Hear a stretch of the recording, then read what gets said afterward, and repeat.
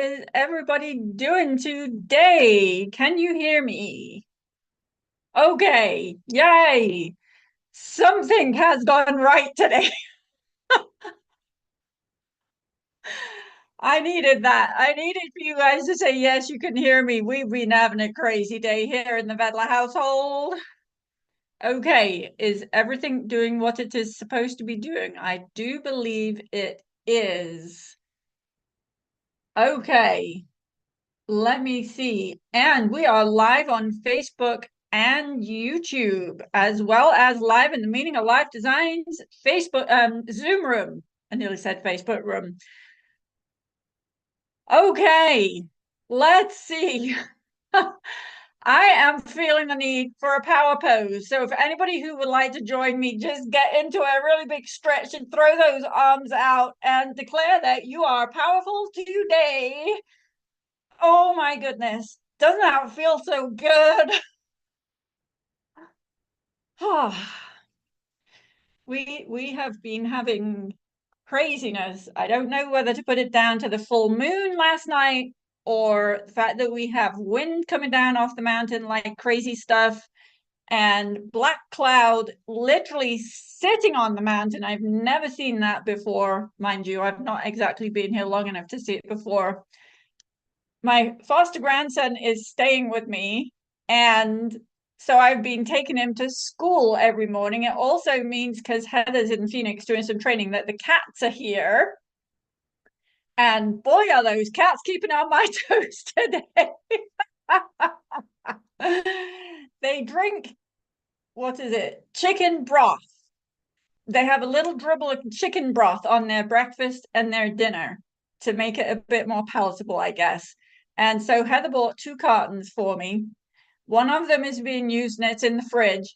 The other one has been sitting quite happily, minding its own business on the kitchen counter until this morning when I woke up and discovered it on the floor in the kitchen with a couple of puncture marks in it and a little leak coming out of it. I'm like, Butterscotch, you little scamp. Butterscotch is the only one that can actually jump up onto the kitchen counter. Gilligan fractured his hip or did whatever to it, and he can't jump anymore, which makes life easier. It's only one of them, not 2 of them. Anyhow, I rescued this thing and I put it in the sink, and I figured I'll deal with that when I get home from taking Tony to school. I got home from taking Tony to school, and there is a chicken broth flood throughout my living room. Butterscotch has somehow managed to get this carton of chicken broth out of the sink onto the kitchen floor, where I'm guessing he must have stood on it or something, because the kitchen floor was totally soaked. Dragged it all the way through the dining area into the living room. There was puddles under the dining room table, puddles under the coffee table, puddles everywhere. And quite honestly, I only just finished figuring out this whole mess about 10 minutes ago. And then throw into the middle of that, Jasmine has decided she wants to upgrade her telephone. And can I please send her the account so she can log in? I was like, chill, somebody, please. Anyway, okay. Anybody else ever had a chicken broth flood or anything equally obnoxious? Bryony? Bryony says, yes, Bryony, you are actually first on my list today. So I am coming to talk to you and find out about your flood.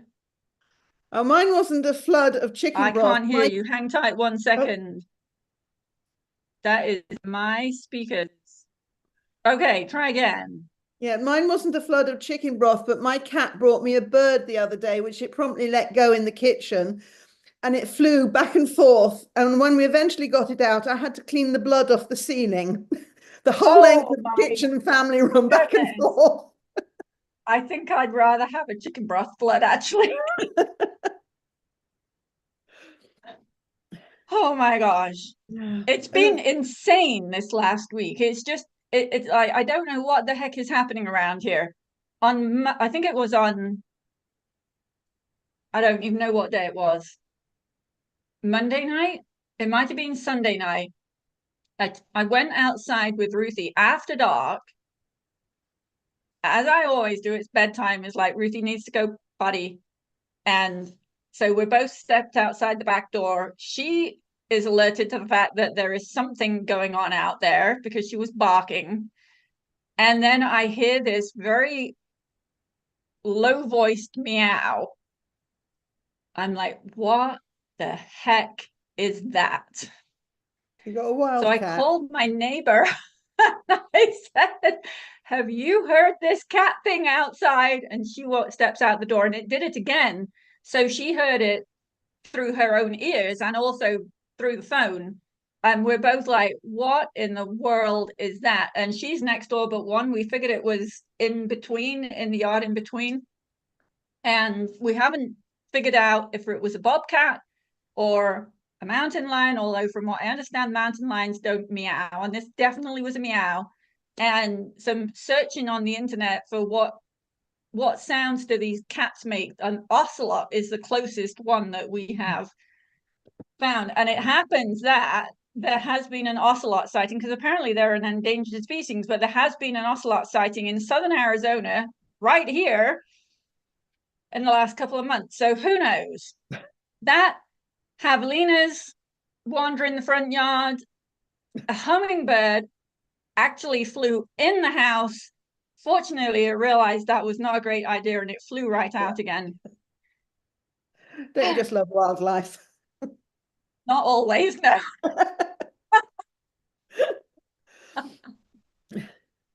Yeah, and then there was a dismembered spider the last time the cats came, and it was one of those big ones that I was debating, is that actually a tarantula or is that just another giant spider? Because there are tarantulas in the neighborhood, and apparently it was tarantula mating season not so long ago. Oh, right. Cats love spiders. Yeah, yeah. I'm glad it was in bits, but it does actually mean that it was whole and living in my house at some point. At some point. Just have to bear in mind that they're more frightened of you than you are of them. Keep telling yourself that. That's a good point. So, okay, on to the good stuff. So, you are working on the feather Christmas tree. Yes, I've got the main part of it done. Let me pick it up. And black and white, that is looking very cool. It's actually navy blue. Navy blue, okay. And And gold? and gold, and a pale gold. You can't actually tell the difference. There's two color threads, but you can't really see the difference. Okay. So I've got this all done, and then I realized that it doesn't actually come with its own quilting. It does not, but you have done the digitizing and design masterclass, so you are fully equipped with everything that you need to know. Yes, I'm quite lazy. I like to have it all prepared for me. Also, it was a time thing, but I've got some time over this weekend, so I thought I'd double check. And I actually thought I could probably pinch some of the background quilting from one of the other patterns. I've got, the heart one, and see if I can weld it all together. Yes. So what I was actually having a look at what some of the collections that you've got, and you've got the With All My Heart. That might actually be a little bit challenging. You've got Ocean Dreams, which has, I'm pretty certain it has a full panel. So Right. what you would, Oh, yes. what you could do, let's actually bring up the software. Let me just get it started here,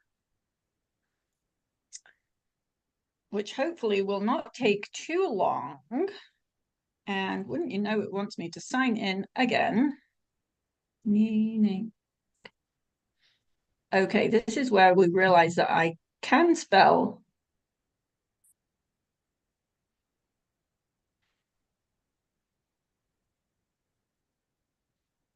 Whether or not I can remember the password correctly is another story.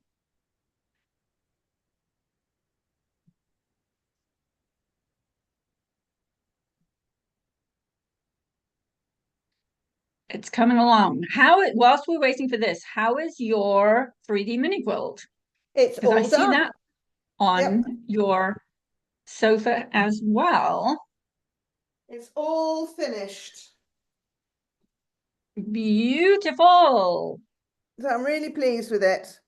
Awesome. It's Yes. looking fabulous. Yeah, I really enjoyed doing that. I did try and do the your no hand sew binding, but Hmm. what I eventually did was because I think I used a piping that's a bit thin, stitching in the ditch was getting messy, so I actually hand sewed in the ditch. Okay. So That that that's determination for you there. I like hand sewing, so it's no great challenge for me, but I'm really pleased with it. So My what sister, kind of what so kind of cord did you use in the I piping? just use a cord that I use for stringing blinds, so it's actually too thin for this. It's only a 0.3 millimeters, 0.3 or 0.4 millimeters, so it's not very wide. Okay. Yeah, because I It's usually use number 3 crochet cotton. yeah, it's quite thin. It's quite it's the when you have blinds, it's the cord that runs up and down the backs of Roman blinds and things. It's That should work. yeah, it's I use It's quite a not thin one. it okay. Yeah. So I'll use a thicker one next time. Yeah.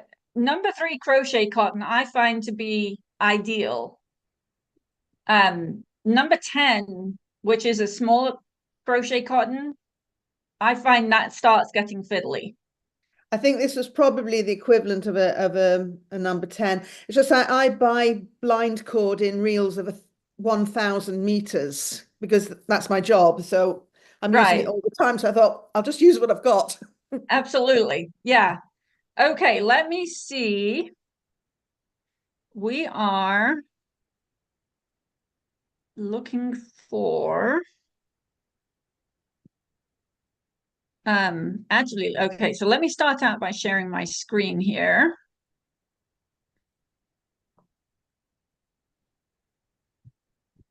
Can you see my screen? Yeah, I can, yes. Okay, good. So, I'm actually going to start out with a new template, a new document or a new design. Let's turn the grid off. We don't particularly need that. The first thing that I would do is actually build the feathered Christmas tree in the software. Okay. So I'm going to insert the designs. So let's see, we are going to, where are we going to find feathered Christmas tree? It's going to be way, way, way down here.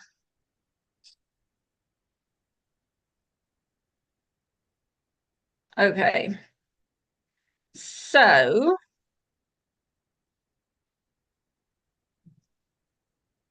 is that would be pretty amazing if that one is actually the whole thing Yes. all at once. That is the whole thing all at once. So there is a design that Good. gives you the entire thing. Um, and it has the vertical and horizontal center line is probably the only one that you really need to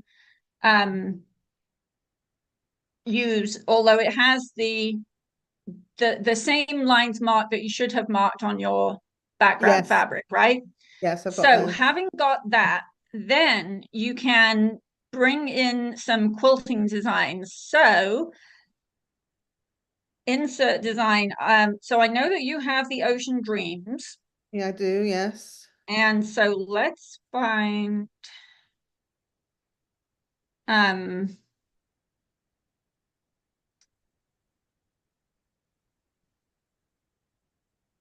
did we put it in? I can see it on the left. Oh, I could see it Oh, on the it's left right hand there. side. No. Um Quilting. So the large, which machine have you got? You got an eight series, Seven, right? 790.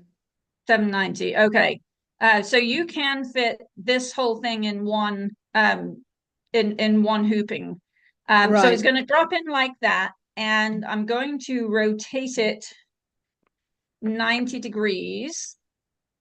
And let's put that. I'm going to hide.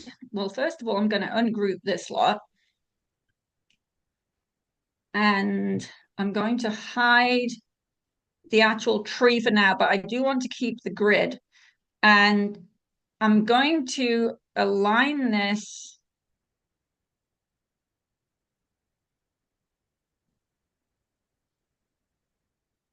and this, if you can do this on a bigger Yes. screen, then you will be good. One of the things about that I find really interesting about Hatch is that even though I've turned the grid off, it's still trying to snap to the grid. Okay. So we're going to just turn that off, and it's you can't nudge when it's already trying to attach to a grid. I'm having a hard time nudging it right there as well for now, but okay, so we're going to put that there. Do you by any chance know off the top of your head what the dimensions are of the inside portion of the quilt? I do not know. Let me just quickly get a tape measure. Because we're going to need to know what those dimensions are, and we're going to create a box that is It's 18 wide inches by 22 and a half, 22 and a quarter. okay. So bearing also now, does that go up to the squares, or Yes, that's the size of the back panel before it. okay? Because interestingly enough, if you look at the way this design is sitting, it is more or less the exact right size. So one of the cool things about this particular design is that it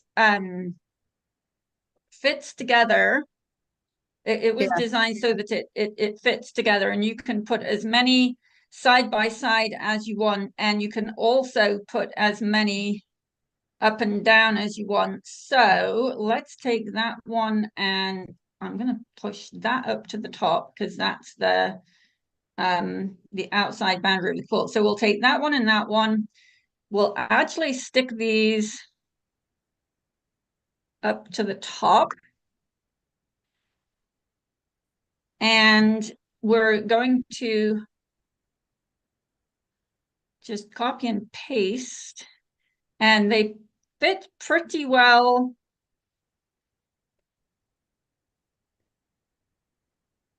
tucked into each other as you're going up and down as well. So the thing is going to be to determine how many of them you want, and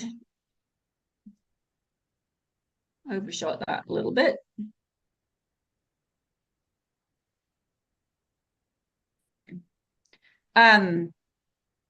We've got this space down here, so it's big enough that I would say it would be worthwhile copying that and then eliminating the excess down at the bottom, right? I've got you, yes. Which should be pretty straightforward. Yeah, you should be able to just take that off the bottom, and then let's zoom in so that we see this whole thing. We'll put all of the quilting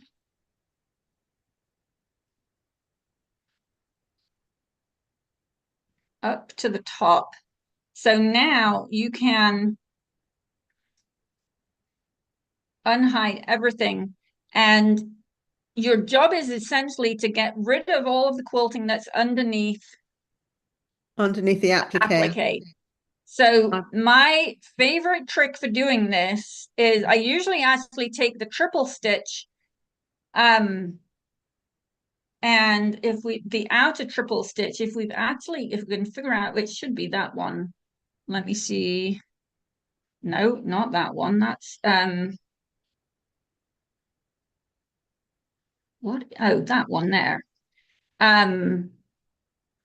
That's the outer triple stitch. So I'm going to copy it. I'm going to paste it. I'm going to make it usually an obnoxious color that stands out from everything else.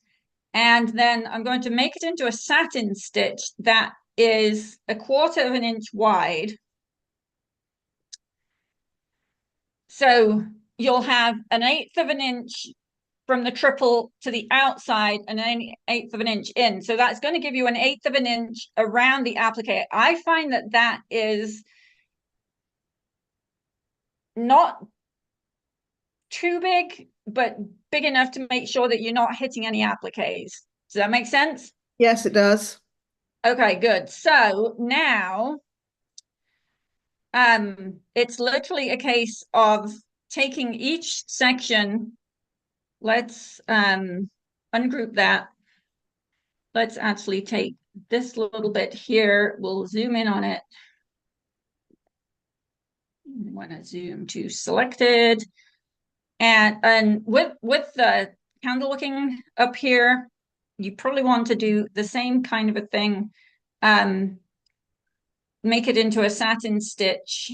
It probably needs to be just a little bit bigger than 1/4 of an inch. Maybe even 0.4, because you want about 1/4 of an inch around the outside. Okay, and the candles, for the triple stitch, we're going from the center. For the candle width, we're going from the edge. So you're literally going to take each section of quilting and eliminate everything that is under. So a lot of it you'll be able to get rid of, fairly significant size chunks at a time. And then you're going to want to zoom in and do some tidying up. So like here, I'm like, I probably can keep that little curvy bit intact. Here, I want to stop that there, bearing in mind that this particular swirl is coming around here. So you probably want to get rid of that bit.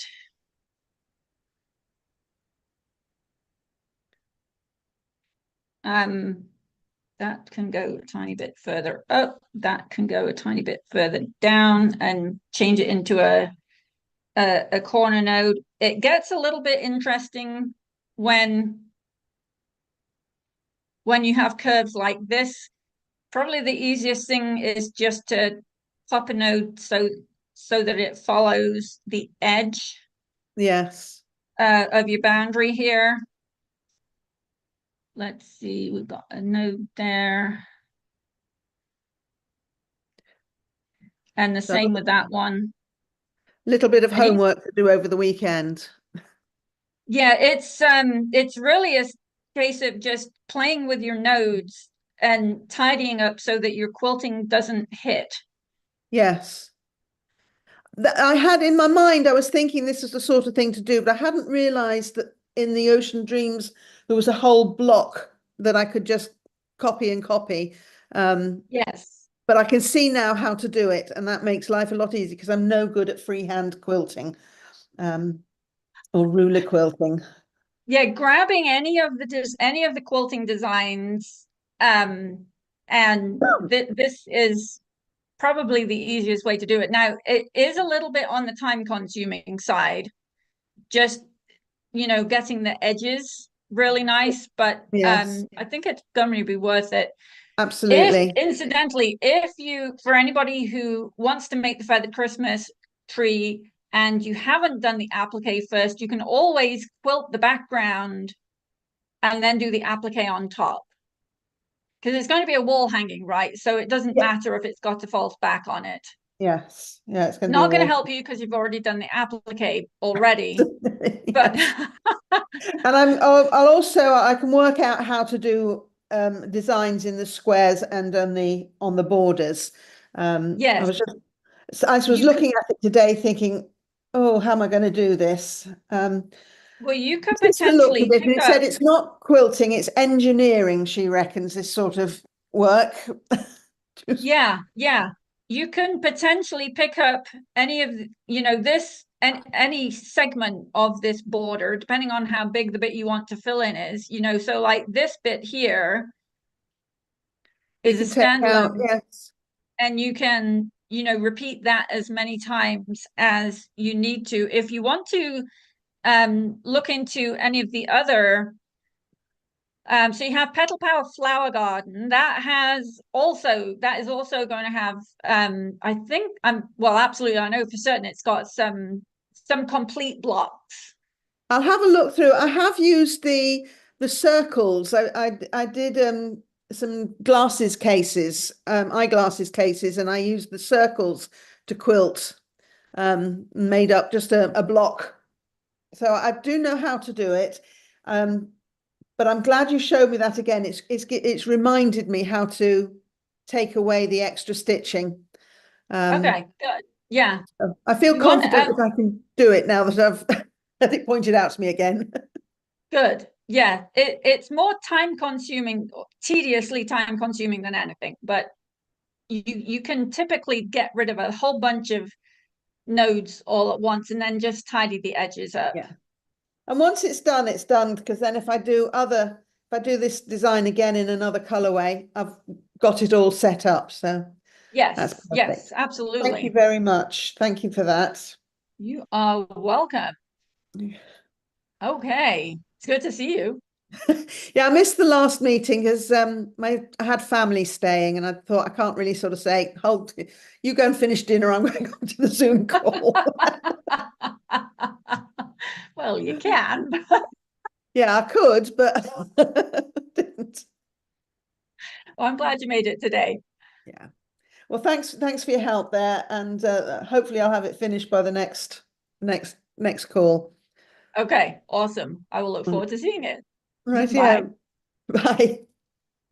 Okay, let's see. Wendy, you have your hand up. I'm going to ask you to unmute here. Hi, Sarah. Hello, how are you? We're really good, thanks. My question was, after listening that quilting, is the transformation quilting design easier to work with? It's pretty much right on a par. Okay. Yeah. And with the Transformation Quilting Collection, you've got all kinds of pre-made squares, triangles, and you can fit whole bunches of stuff together. Okay. But you're going to do the exact same thing.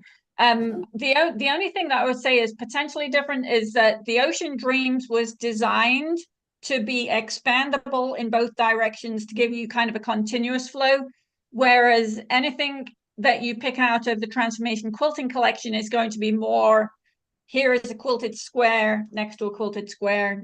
Although there is one design in the Transformation Quilting Collection that is lines of feathers Okay. that are side by side that you could stack in a very similar way. Okay. Good. Thank you. You are welcome. Are you in Casa Grande yet? Nope. Not till the end of the month. Okay. I've been trying to figure out how far is it between Casa Grande and Oro Valley? About an hour. It's about the same as going the other way. So I kind of thought it might be the same as going the other way. So I just wanted to also let you know you have a new person on the Zoom today. Her name is Linda Carver. And she is one of the ones that we're working with on the 3D mini quilts with the quilt group. I see she's on the, yeah, she's on the. I see Linda. Linda, if you don't mind, I'm coming to ask you to unmute here. I would love to say hello. And let me add you to our little spotlight session here. Hi. Hi. I am so happy that you're joining us today. And you got yourself a really super good teacher in Wendy for the 3D collection. Yes, very much so. So enjoy and have fun. And you're always invited to come and join us on Fridays with the first and the third Friday each month. Thank you. Okay.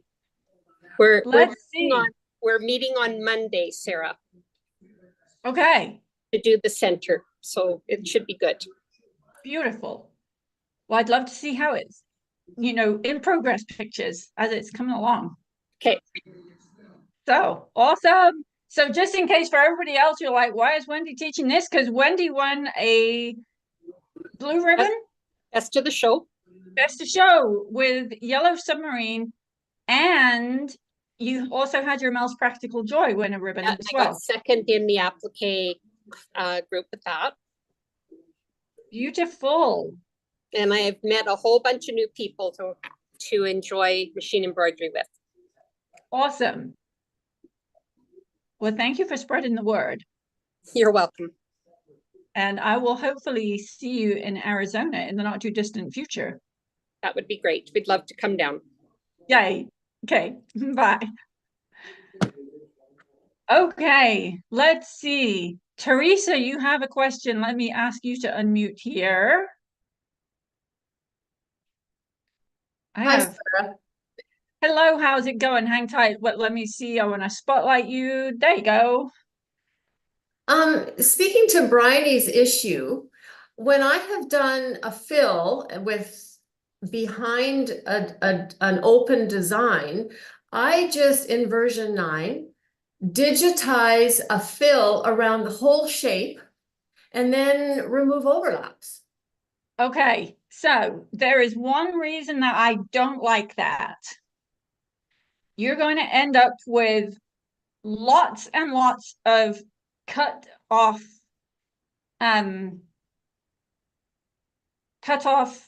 ends. Right. And you have to start joining them up again, and you have to do a ton of resequencing. Potentially not as much if you're only cutting off from one direction, but when you get down to the bottom of the tree and you're potentially cutting, so you're cutting a hole and you've got stitching above and stitching below the hole. Right. But yeah, that's kind of like the seemingly quick and easy approach to getting rid of stitching, but you do end up sometimes having a humongous mess of odd bits of thread. To be fair, I have only done it when I've got a cross-hatched background. I haven't done it with all those different designs kind of linked up. So I was just curious about that. Yeah, well, especially when you do it with the feathers, because there's like all you know that little bit where we had those two bits coming down. Yeah. Right there, you will probably end up with at least half a dozen little short runs of stitching that are not connected to anything. Okay. And you really want to keep it as connected as possible, which is because, and when I digitize my feathers, all of these designs, they literally start at the top, single line without stopping down to the bottom and back up to the top again. So when you can remove either from the top or from the bottom, you're only ever going to have one start point and one stop point. Okay, that's good to know. And on a side note, I'm happy to say that I have finished putting together my Jazzalicious. Yay! And I have to say, Sarah, it went together like a dream. I could not believe all those pieces, and then that whole paper piece outer border. I'm like, there's no way this is going to be perfect. There's no way, but it is perfect. There is way, because you did it. Anyway, it's not quilted yet, but I just went out and got backing for it today. But yeah, I just wanted to say that it was a long process. It was a huge job. I think I've been working on it for almost a year. in between other things, because you need to take Right. breaks from big jobs like that. But I'm really happy with it. I just love it. So thank you for that. Good. Yeah. You are welcome. I'm so happy that you've had so much fun with it. And yet there is quite a bit of applique on there. Yeah. Yeah. And it's one of the things that is actually really cool is that you do this. They're actually 12-inch blocks in the center. It's a 3x3 grid in the center. Yep. And so with three 12-inch blocks stitched together, 3 rows of, there's really not a whole lot that can go wrong there, even though you're ultimately going to end up with a circle. Yeah. Well, I think it was all those paper piece triangles in the outer border that I thought, there's no way I'm going to be stretching and squeezing. I didn't. I was blown away. Yeah, that's one of the joys of paper piecing. Thank you. Well, I'm excited to see it when you send us post an in progress picture, Okay. even before you start doing some quilting. I'd love to see it. Yeah. Okay. Thanks. Okay.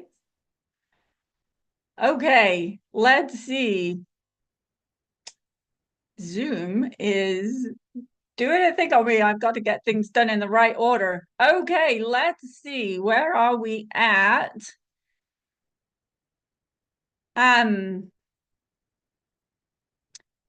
Joanne has a bunch of questions here. Let me see.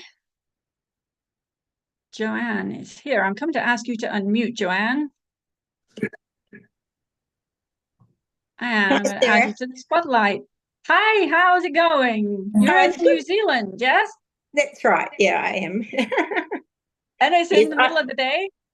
No, it's 8 o'clock in the morning. I'll have about 8 o'clock in the Okay. morning. Yeah. So So 8 it's o'clock quite on Saturday. Saturday. Yeah. So Oh my it's goodness. it's good that you've changed them all to midday, because sometimes they were at 5 o'clock in the morning and I'd often miss them. So yeah, so it's really good to talk to you in person. I know these questions I've got are a bit basic, but I was sitting here doing my stitching, as you do, thinking, and I just wondered how you did a few of these things that I've asked the questions about. Okay, well, let's start at the beginning. First up, now you're stitching on a Bernina, right? Yeah, I am. Yeah, an 880. Which one? Yeah. An 880. Yeah. Mm. Okay. So, and specifically quilting, you're asking about? Yes. Yeah. Yeah. Okay. Yeah. So first off, do you pull up the bobbin thread at the beginning of the designs? Now, this is a really interesting thing. Whenever I'm free motion quilting, I always want to pull the bobbin thread up to the top, have the both of them kind of sitting out of the way so that you can start stitching, and then you can either bury them both or clip them really close to the surface and have done with it. The embroidery machines, the 880 specifically, well, most of the Bernina machines, their instinct is to pull the thread down because it wants to cut it. My 8 series machines, the 830s and the 880s, it's really no point trying to pull the thread up to the top. You can do, and sometimes it works, but most of the time the machine is still going to want to pull both of the top and the bobbin thread down so that it can cut them. Right. Yeah. So this is one of the it's like if you have pros and cons for free motion quilting versus quilting in the hoop, I would put the thread ends as one of the cons for quilting in the hoop. Some of the machines, Marilyn Weaver has a 7 series machine, and her machine allows her to pull a bobbin thread up to the top and start stitching, and it's perfectly happy. The new Bernina 990 machine actually has the option to tell the machine you want to go into quilting mode as it is, and you start out by pulling the bobbin thread up to the top and you start quilting, and it's beautiful. Oh, okay. So that's one of the awesome things about the Bernina 990 machine. But on your Bernina 880, it's hit and miss whether or not it'll work. To some extent, it's easier just to let it do its thing, because otherwise you're going to be fighting it. Yeah. So when you have the little bits at the back, the little where it cuts it and it doesn't cut it right, you've just got a little wee piece of thread. Do you then trim those off afterwards, or do you just leave it so that it doesn't unravel? I trim them. Well, okay.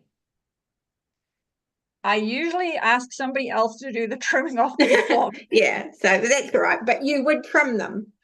But yes, typically you would trim them. And if you're using cotton thread, the knot is usually perfectly good to hold really tight. Yeah, If no, you're using polyester in the top and the bottom, then I would be a little bit more worried because that is more slippery. So the yeah, knot isn't as likely to hold. But if you're using, for instance, Arfil cotton mako in the top and the bottom, then you should be good. yeah. I usually use Glide because I like the sort of sheen that it puts on it. Yeah, so Right. that's why I'm a bit bit apprehensive about trimming them too close. Yeah, I just So yeah. my Yeah. question is, how much time do you spend looking at the back of your quilts? Well, yeah, no, not a lot. Yeah. So unless you're putting it into a judge competition, I think there's a lot of people that spend an awful lot of time worrying about how the back looks. Right. Yeah. Fair When enough. Good point. when you could be a little bit more forgiving of yourself, you know. Mm. And I'm absolutely not saying do shoddy work. No, no. Absolutely not saying that. I'm take pride in your work, but you know that, as I said, there's pros and cons to various ways of doing things, and probably the one thing on the cons of the quilting and the hoop would be the start off and the little thread ends. Yeah. Okay, and I've said this one before. Go Bedazzled, even though that was free motion quilted, I used the thread cutter at the end when I was doing the free motion quilting. So I actually had a lot of those little 1/2 inch thread end bits hanging off the bottom of that. That quilt won first place in Houston. Oh, Libby wow. Lehman was one of the judges, and one of the comments was, "Next time, please trim your thread ends." So even if you have got a quilt that you're putting in a judge competition, you can still win a blue ribbon with it, even when you got those little thread ends on it, right? Oh, wow. Yeah. So, oh my goodness. Yeah. Okay, next question. The cutting threads. Do you have your automatic cutter on? I always have my automatic cutter turned off. Off. Yeah. So the only time that it's going to cut for me is when it gets to the end of a color and it stops and there's a new color. It's waiting for me to change the thread to a new color. That is the only time that I have the cutter on. I personally find that things go a lot faster if you're not waiting for the machine to do its cutting all of the time. Right. Yeah. And I find that I can, trim, because again, if the automatic cutter is coming on, it's going to draw the threads down and it's going to leave your 1/2 inch long tails. Yeah. Right. Whereas if you let it do the jump, you can clip right close to the surface on the top and on the back. Yeah. So yeah, my automatic cutter. The other thing is that my machines have a tendency, well, sometimes they have a tendency to ping the thread out of the needle when the cutter. Yeah. And it's like, you know what, it's just faster and easier to keep the cutters turned off and do it manually. Yeah. Okay. Yeah. When doing the quilting, if the designs don't meet up, would you sew between the end and the beginning of the quilting? No. So this is another kind of on the pros and cons. When you're doing free motion quilting, there's a lot more liberty to kind of stitch in the ditch around applique shapes to get you to new places. To get from one area of the quilt to another area of the quilt. When you're quilting in the hoop and you've done your applique and you're literally quilting the whole quilt sandwich with the quilt in the hoop, you're not as much at liberty to travel from one area of the quilt to another area of the quilt, because it's just not possible to get, you know, really close up to the applique shapes. Which is why I was saying earlier, I typically leave 1/8 of an inch around my applique shapes, and that's usually pretty good for being decently close without actually quilting over the edges of the applique shape. So if you wanted to get in there and sew between the ends, Yeah, no, you know, I did do that. It's I think it's because they don't actually, oh, you probably can't see this, but on here, where is it? I mean, if I can't even find it when I'm so close, then it probably doesn't really matter. But see how my quilting doesn't quite join up there? And that probably is, it's probably that's going to be from one hooping to a next hooping. Yeah. So again, it's typically going to be, there are situations where we will create the quilting designs so that you can start the new section of quilting exactly where you stopped the previous version of quilting. What pops into my mind right now is the Rejoice quilt. The borders of that were designed so that it looks like a continuous line of quilting. The butterfly is another one. The butterfly border, it was actually designed so that you could put the next piece of the feather, you know, you stitch out, say, the center piece of the feather, and then this piece of the feather butts right in. And the alignment on that was possible because we're literally quilting a border, so we've got a straight line, and I can say start right here, which is where you ended. Practical Joy being a completely different kettle of fish, the quilting is quite different, and I have a version of Practical Joy on the wall here, which is why I'm looking over here.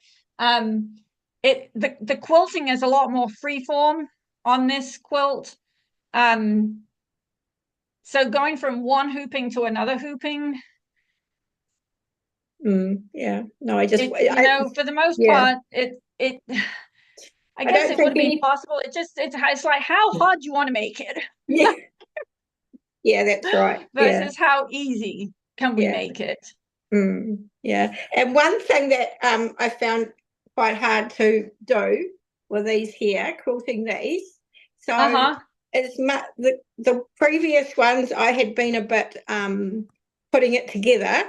I hadn't been super particular about getting the 1/4 inch and everything right. And then, of course, when you go to do the quilting, it doesn't quite, you know, they don't all meet up. So this one, number 8, I decided, right, I'm going to do this perfectly. And I still couldn't get it to line up perfectly. So I was wondering, next time you do something like this, Sarah, could you do each one and as an individual so that you can actually... you kind of hitting the nail on the head here. Even though we might have a hoop that's this big, sometimes it's easier to quilt this much and this much and this much. Right, yeah. So if you do that, the up and down bit on one side, then the other side, and then do that, and then we can move on to the next one so that they're individual. Yeah, so that's possible. And if you had the software, you could you could actually do that. So you just and we actually did this. I did this for the Hearts and Kisses quilt, the 4-inch blocks at least, because you can fit 3 of them in a hoop. 3 of the 4-inch blocks, you can fit that easily in a hoop. You know, 12 inches tall, right? But I found it was actually a lot easier. Just use the single block design, hoop it so that all 3 of them could be quilted at the same time, but stitch one design, get that really aligned, perfectly aligned, then bring in the design again. And I typically will add the design new versus just moving up what I've already got, which is more than likely going to have rotations in this, that, and the other. And then position the next part exactly, stitch that, then bring it in again, stitch the next one. Yeah, yeah, yeah. Just that I'm going to get a 990 because doing your designs and having to get everything so precise, I'm getting RSI in my wrist, turning my needle up and down so I can see where I am. So that's the great reason to get the new 990. But I've sold my house. I'm going away for 6 months. So I'm not going to get it for 6 months, and I'm not going to be able to do any embroidery for 6 months. So that's really, I know, it's really sad. Well, I would say, because I did get to play with a I can't remember if I told you guys, but I did get to play with a 990 when I was at Quilt Direct in England. And possibly top 3 reasons to get a 990 would be the quilting, the option to set it to quilting mode so that you can bring your bottom thread up, or your bobbin thread up to the top. That I thought was really cool. The laser, it literally shines down the point of the needle, so you can see exactly where your needle's going to hit, so you don't need to be doing the whole hand wheel thing. And the 4-point alignment. Yes. Yeah. And the fact that you can actually take the photo and you can see what you've actually got on where it is, and you can just move it around. I thought, so it's all your fault I'm going to be getting this 990, Sarah, because if I wasn't doing your embroideries. Now it's Marie, right? At your dealer? Oh, yeah, Marie. Yeah, she sold her shop. Oh no. Yeah. So so she's shifting out of her shop at the end of the month, I think. Yeah. So so she's very busy lady with doing all sorts of other things. We're all going to there's a few of us that are going to get the 990, so we're going to get together and probably do it on Zoom, because you can't actually go and meet with your 990 anywhere because they're so jolly heavy. So but we can still do kind of big. We can do Zoom meetings like you do, the stitch outs, and Well, say hi to Marie from me. I haven't seen her in years, actually. Yeah, I should tell her. She travels all around the world because her husband's big up in St. John Ambulance. Oh, wow. Yeah, so she goes around. Oh, no, not St. John, no, Red Cross. Or one of them, I'm not sure. St. John's, I think it is. Yeah. Do you have St. John's over there? I don't know. Well, it's the ambulance service anyway. Yeah. Okay. So perhaps I'm sure it's St. John. Anyway, yeah. I think that was all my questions, was it? Let's see. At midnight.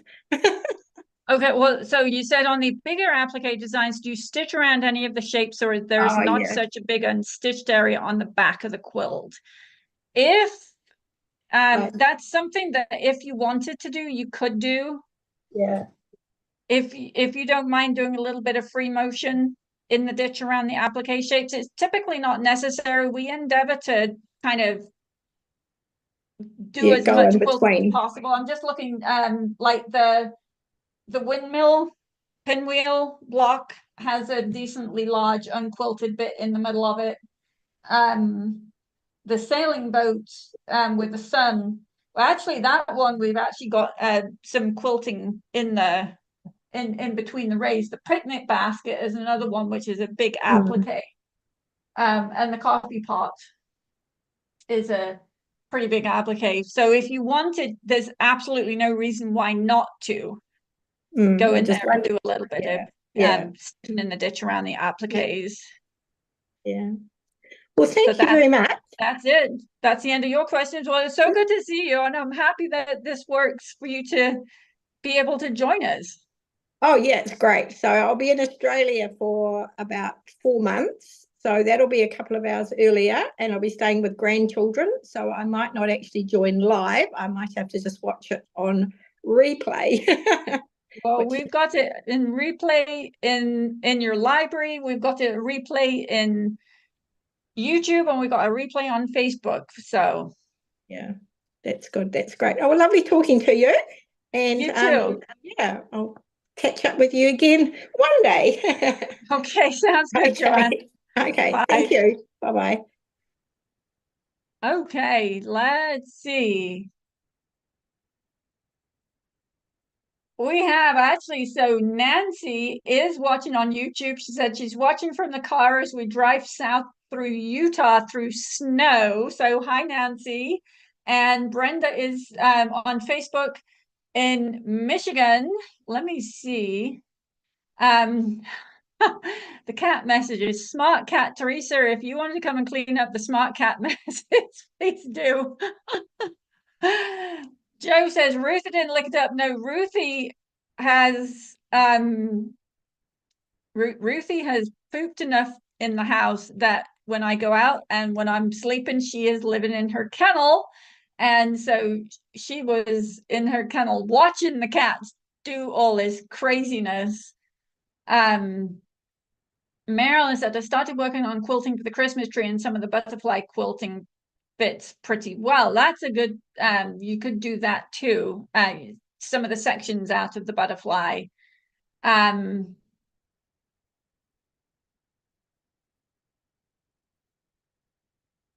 Okay, Teresa, as Joe said, it is so nice to see you. I haven't seen you in such a long time, and I hope they're going to figure out some of your medical issues here and get you up and running really soon. Okay, let's see. I think, is Lonnie here? Lonnie is not here. She said she has a quilt that she wanted to show us, and she wasn't able to get on the last time. But she's not here right now. So it's actually, can you believe, 2 minutes to 1 o'clock already? I don't know how that hour went past so fast. So let's see. I'm going to grab my calendar here. We are on October 18th. So we will be back 2 weeks today, November 1st, for our first Friday Zoom. Let's see. We're going to have to move the third Friday Zoom possibly to the fourth Friday, which will be November 22nd, because I'm going to be gone the week of November 11th through the 15th. I'm actually going to Rhode Island, Goat Island, if you've ever heard of that place before, the Newport something or other resort. And I'm going to do Tangle certification training. So I am super excited about that. So many fun possibilities opening up, especially for MEL's Tangle Club. And as I mentioned on Wednesday, MEL's Tangle Club meeting, which is currently scheduled for November 13th, we're going to move that to November 8th, and we will be sending you an email out about that. But just in case you missed that last Wednesday and you're in MEL's Tangle Club, the meeting is going to be Friday, November 8th instead of Wednesday the 13th. So lots of fun stuff coming up. Keep an eye on your inbox this coming up week. We've got something that I think is fun and exciting coming down the line. Ruth and Carissa, her daughter, are also working on a brand new 2024 big Dream Big Christmas stocking. And so we will have an opportunity for anybody who's in the Digitizing and Design Masterclass or who has done it to stitch up some stockings for Arizona. Let's see, what they call Faster Arizona's Young Housing Project. They only need 14 this year. I'm actually thinking we're going to get lots more than that of people who want to stitch. We now had Tony as part of our family. He came from a group home where there were 10 kids. I'm sure we have got lots of places that we can take extra stockings to. So we will be sending an email out about that, hopefully very shortly. But if you want to get stitching up a stocking for the foster kids in Arizona, any of the Dream Big stockings will be very welcome. And I'm excited to see what Ruth and Carissa have been up to with their 2024 stocking. So let's see, 2 weeks today, November 1st, I will be back here. I hope to see you then. Have fun doing a ton of stitching and maybe catch some sunshine instead of a little bit of snow. Okay.